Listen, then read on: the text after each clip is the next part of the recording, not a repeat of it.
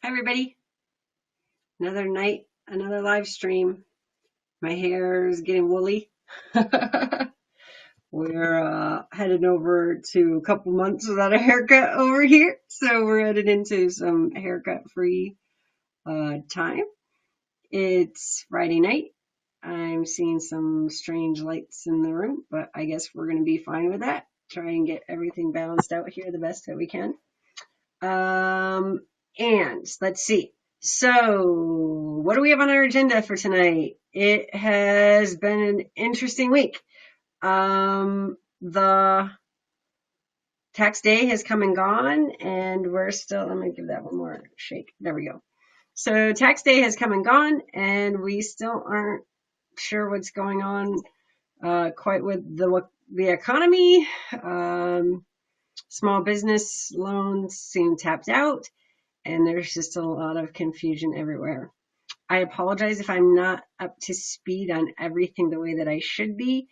It's been complicated. We are 1 month away from election day, so my head is down and I'm completely in campaign mode, which can be really weird because campaigning is its own little startup almost. We work all day and sometimes well into the night, 7 days a week. My team is always on, answering questions from voters, phone banking, hosting house parties, updating our website, which we did this week because we released a new plan, which I'm going to talk to you about. And I've just been in a media frenzy in terms of the amount of interviews that I've been doing and getting ready for debates and endorsements, which come out. And so we've just had a lot going on. My lawn is unmowed. I'm not sure how I'm going to handle it. I think I might phone bank in between mowing the lawn tomorrow. My toaster broke, and fortunately, a friend of mine from St. John's, who's an activist there who helps make sure folks who are sleeping outside have food and water, gave me a toaster because I was complaining about having to maybe buy one on Amazon.com. I was delivering lawn signs and my Fitbit fell off and got run over by a car, which was weird because it was in a crosswalk and I tried to get it, but the cars didn't stop for me. So my Fitbit got run over in a crosswalk this week. And it's just been really challenging, I think, to navigate the complexity of everything that's going on, manage your own shelter in place capacity, mindset, health and well-being, handle up on your business for those of you who are working, get your jobs done and your tasks done. And for those of you who aren't working, the immense stress of trying to make ends meet. So that's where we are. And there's a lot of good things going on though. And today I had to check in with my executive team and they asked me how I was doing. And I said, I'm actually phenomenal because I ground myself in gratitude. I'm grateful that I get to engage with Portlanders. Yesterday I was phone banking and it's random. I'm not working from any high donor call list. I make the same phone calls that the volunteers make. So I don't ever know who's going to pop up. Jim Francisconi popped up, a former city commissioner in Portland, but I actually talked to another person, just a random voter who it was his birthday and he was an undecided voter, and I got to spend a good 15 minutes talking with him about his aspirations for the year and how the mayor of Portland might be a part of that. So that was really exciting for me, getting to meet new neighbors virtually that I hadn't even known. I met another neighbor phone banking who we had a mutual friend who was killed on Foster Road last year. And so Portland really, it reminds me, this is the smallest town ever. As much as we think we're a big city, we really do stay connected to each other through our shared interests and through our neighborhoods and the things that we share that keep us connected even when we're far apart. Some updates for you to check out on the media front. I know many of you are consuming a lot of digital media, at least that's what advertisers are telling me. And so the podcast is back. Whenever we release a new policy, I always try to go through that point by point via the podcast. It's slightly rough compared to what we used to be able to do when we had our office space because our production capacity obviously went down slightly when I'm producing at least the sound engineering on my end. But fortunately, I have a great team on the back end and they were able to package something together for you. So you can go to sarah2020.com recovery and find the recovery plan podcast there.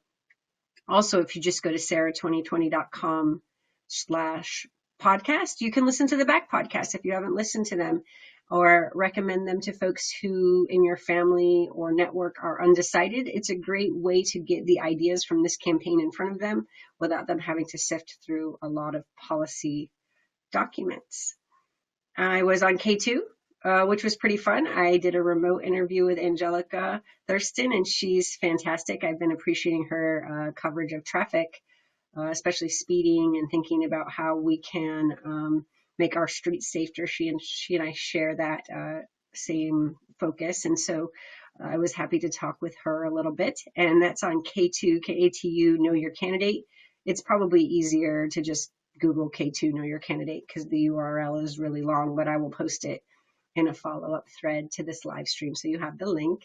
And then today I was on Think Out Loud with Dave Miller. I have no idea how it went. It was kind of nerve-wracking on my end because when I called in, we had a good connection, and then partway through I hear it disconnected a little bit. So these are the challenges of candidating in the new communications landscape, if you will. So I have no idea how that interview with Dave Miller went. He's a Syracusan, as am I. That's where he was born. So we'll see how it goes. Let me know after you listen to it. Post to me on Twitter, Sarah2020 or Sarah for PDX, and let us know how that Dave Miller interview went. I don't know if I can actually listen to it. It might break my brain today to, I don't know, listen to myself talk more. So anyway, let me know how that's going. Some updates from the policy front. It's been interesting. Running against an incumbent during a crisis, it presents its unique sets of challenges. Even the Tribune, which is not my favorite newspaper in town by any stretch of the imagination, they endorsed my opponent today, and they basically said, he wasn't very good at anything the last few years. He's not really inspiring or compelling in any way, but he seems to be doing a good job with the COVID crisis. And well, let's reelect him just because of COVID. They also made a few disparaging remarks about me being a little too far left and wanting to shake things up, which I'm not willing to apologize for. Would have been nice to have been invited to interview for endorsement as someone who's considered a leading candidate in this race, but there you have it. Anyway, campaigning against an incumbent is strange because we want him to do well right now. I mean, Ted Wheeler is going to be our mayor all the way through December of 2020, and so you don't want him to fail while he's trying to take care of our city. You want him to do really well, and at the same time, I think you have to ask yourself what capacity does he bring when it's not a crisis? Because we're not always going to be in crisis, and it can be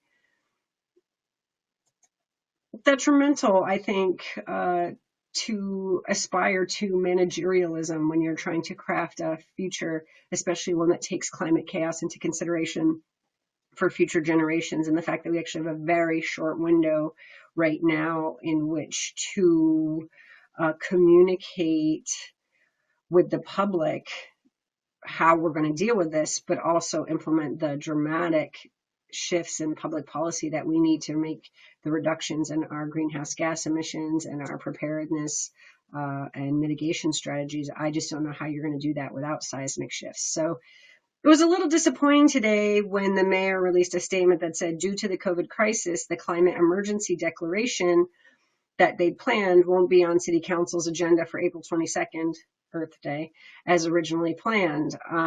Climate action remains a priority for his administration in the city, but right now frontline communities are hurting and need our help.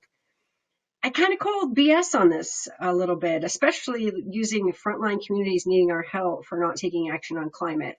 Not only because he's had 3.5 years to actually work on the climate emergency with a sense of urgency. And I don't mean issuing, declarations on Earth Day for a photo op. I'm talking about real action to address the climate crisis, which is what I'm proposing in my Green New Deal for Portland. But to say that it's because frontline communities are hurting and need our help climate action should be climate justice, should be a focus on frontline communities 100%. Climate action and making sure that our frontline communities' basic needs are being met are not mutually exclusive. They will go hand in hand if we are doing our climate action right. And so to hear that was a little upsetting. We've heard something similar from the transportation commissioner in terms of, oh, we can't open streets for people for fresh air and open space because, well, it's too dangerous, or we can't do it because the police are too racist, or we can't do it because the cars are going too fast, instead of saying, let's make sure that the police aren't having racial bias. Let's make sure that cars aren't going too fast. Let's make sure that everyone feels safe in our sanctuary city. It feels to me like when we use equity as an excuse for inaction, it undermines what we're trying to do. Equity should be the basis of bold action, and we should be operating and acting as quickly as possible to make sure there are equitable outcomes. And whether it's transportation or climate action, not that they're unrelated, but this notion that we would rather be risk averse in the short term than take action that's going to protect us for the long term is something I see our city doing again and again, and I'm not a fan of it. So if climate action had really been a priority for Mayor Wheeler, he probably should have released a climate declaration before he was running for office for the second term. But I'll leave that up to the voters.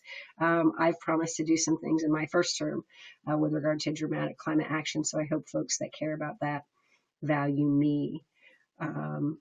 If you want to read more about my thinking on this, the policy that we did release this week, the Recovery and Resiliency Plan, is something that has a few new things in it, but also draws on all of the things from the policies that we released before. So climate justice, public safety, housing, good government, to talk about resiliency and this notion that resilience is about making sure that our communities and systems are better prepared to withstand catastrophic events just like coronavirus.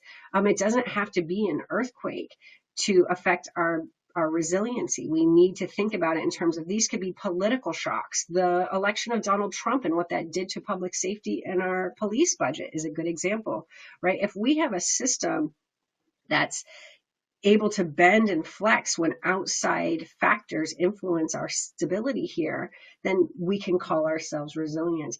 I'm a real fan of this quote from Judith Rodin of the Rockefeller Foundation, which funded for a while the 100 Resilient Cities effort and got a lot of cities on a pathway to this in ways that I actually don't think Portland is a leader by any stretch of the imagination on this front. And we even passed up a opportunity to have a chief resiliency officer funded by Rockefellers for reasons that I still can't process right now.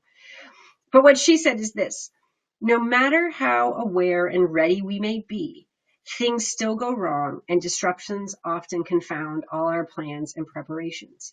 Social cohesion is the first responder.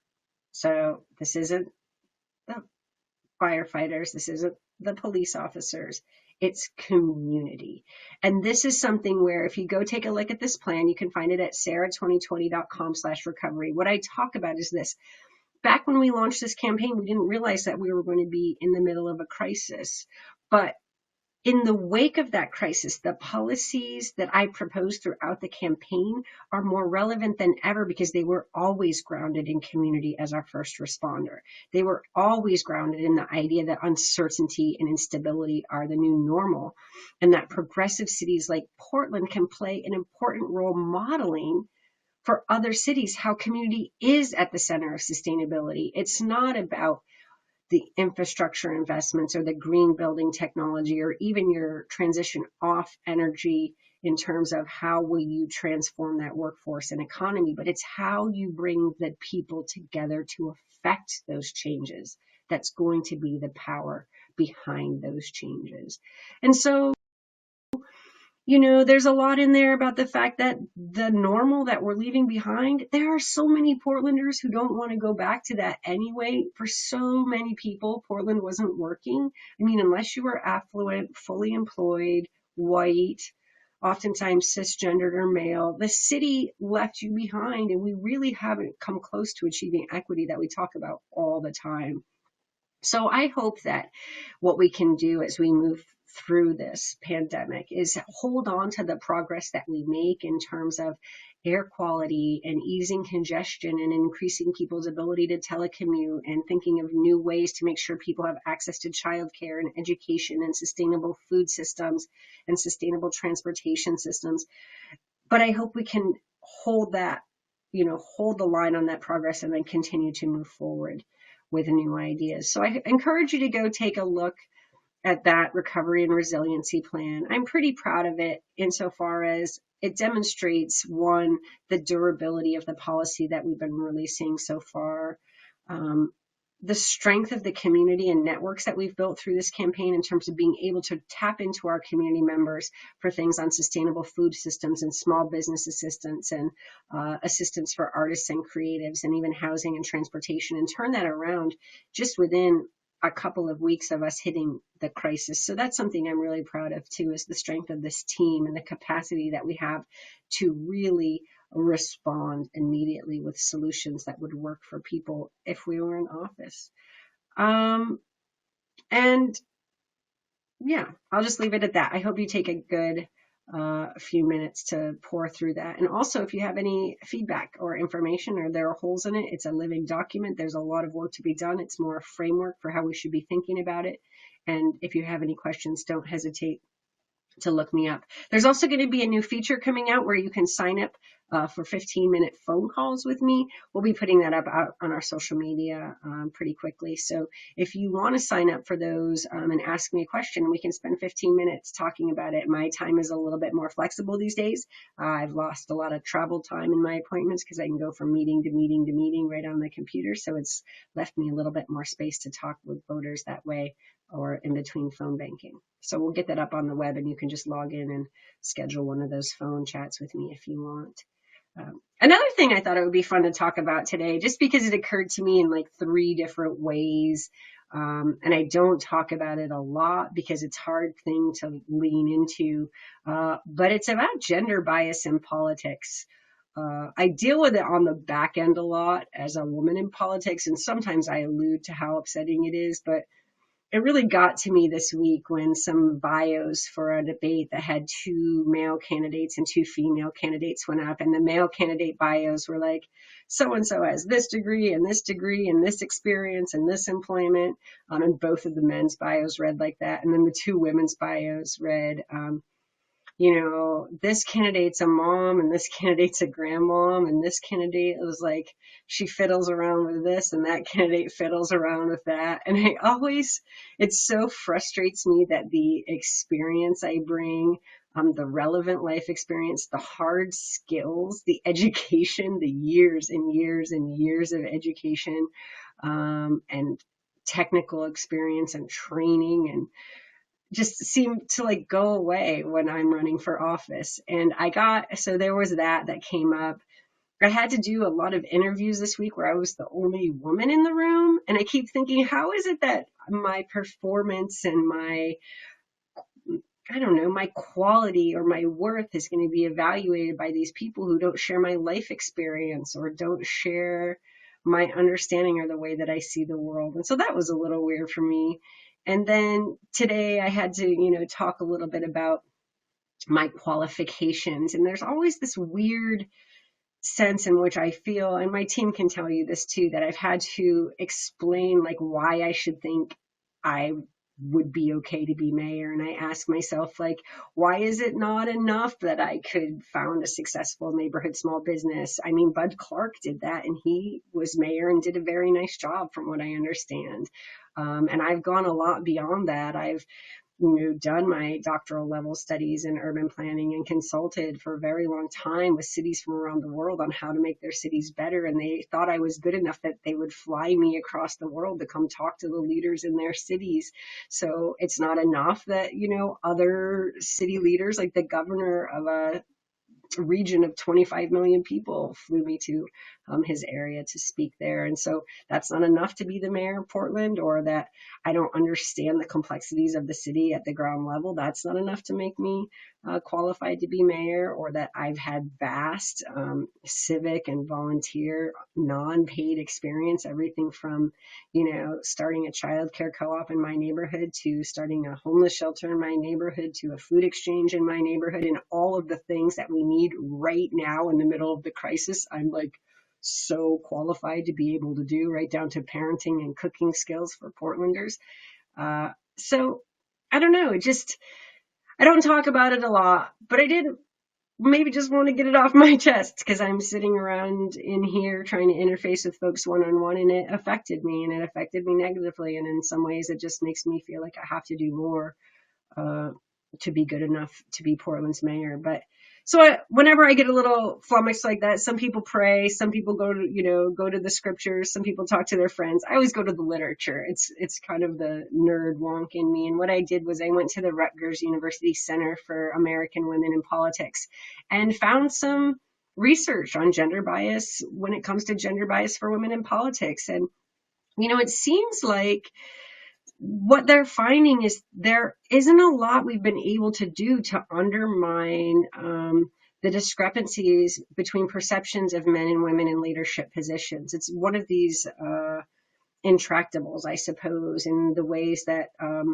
women get told to calm down or don't be a B word. I would say that, I guess, if I were anyway, the B word, and men are strong and fighters and leaders, and it's just this notion that women do so much to sustain and lead things, but it's a lot in perception of how people are seeing us. But when you confront that, people don't see that as bias. And so they're not understanding that there's a lot of things that, they just laugh and say, oh, that's not sexist. We're not doing that.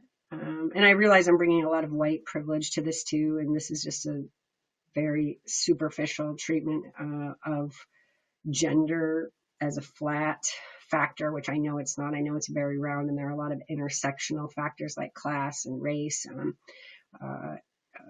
disability, and even mental health status, employment status, housing status that intersect with the different experiences that people have day to day in their worlds. But so this is just looking at that single variable of gender.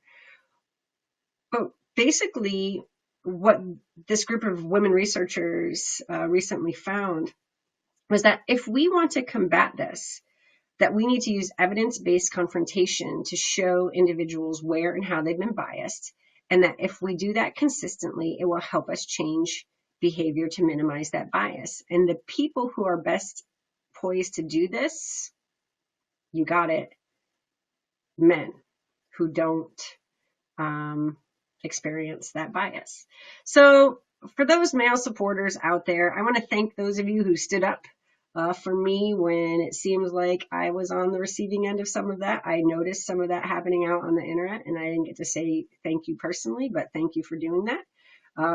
But also, we should be doing it for each other all the time. So me, as a white Portlander, I should be standing up for non-white Portlanders, people with the most privilege. We need to all stand up for each other with our privilege, it seems like, and actively combat the oppressions and sets of oppressions that we see our neighbors facing, whether that's their undocumented status, or at this point, their unemployment status. And in the future, it may be whether or not you have COVID immunity that becomes something that offers you privilege or not. But let's bear that in mind as we go through. And thanks also for letting me get that off my chest about what I was going through, because it was just making me go a little batty. And I have a daughter here in the house. I'm trying to model good feminism for her. A few more ways to get involved before we get through the podcast. Or actually, sorry, this is a live stream. I'm just talking, but yeah, it's a live stream, not a podcast. Stimulus checks are out, and I have seen a lot of stimulating going on. And so I wanted to offer a few things that might not be on your radar that would be important for your consideration. One is Micro Enterprise Services of Oregon, MESO, MESO. It was formed as a grassroots initiative in 2005 under the Black United Fund of Oregon to assist small businesses that were experiencing challenges in the wake of gentrification, new development, and increased rent in North and Northeast Portland. And they have an online donation page. You can go to mesopdx.org/donate. And that's a really good way to get, if you have some money to spare and you can get it right into the pockets of small business owners of color here in Portland, that would be really helpful. They offer them direct technical assistance, business assistance, so they can navigate the complexity of even getting access to the stimulus monies now. I thought that would be a good one that's a little bit off the radar. And also VOS. I love them because, the Worker Center and the undocumented workers especially immigrants and refugees, older adults, seniors, people without housing, people living with chronic illnesses. Day laborers are working in temporary low wage jobs. They're often experiencing wage theft. They don't have sick leave. They don't have access to benefits right now, whether those are health benefits when they're unemployed or unemployment benefits when they're not. And so they have a GoFundMe up that's support for workers who are not eligible for unemployment. And I'll post that link too, because I would love to see us make sure the people on the margins of our city who aren't always at the center of even the helping activities. There's a lot of people who end up on the edge even of the helping activities. So let's try to always look to those edges and make sure no one's falling through the cracks in our city. And I know I left a lot behind. Feel free, if when I post this on Twitter, you want to just throw links in there of things that you think are important for that too. I'm always open to that conversation. I love when you help me figure this out, because my bandwidth is only this big, and I know that you all can expand my world. Ultimately, at the end of the day, we're running a really amazing campaign, and we are looking so good for this May primary to unseat the incumbent Ted Wheeler. We need to do this. I think it's so important, regardless of how good a manager he's been during this COVID crisis. This crisis isn't going to last forever, and we need to think carefully about who is going to be our mayor on January 1st, 2021.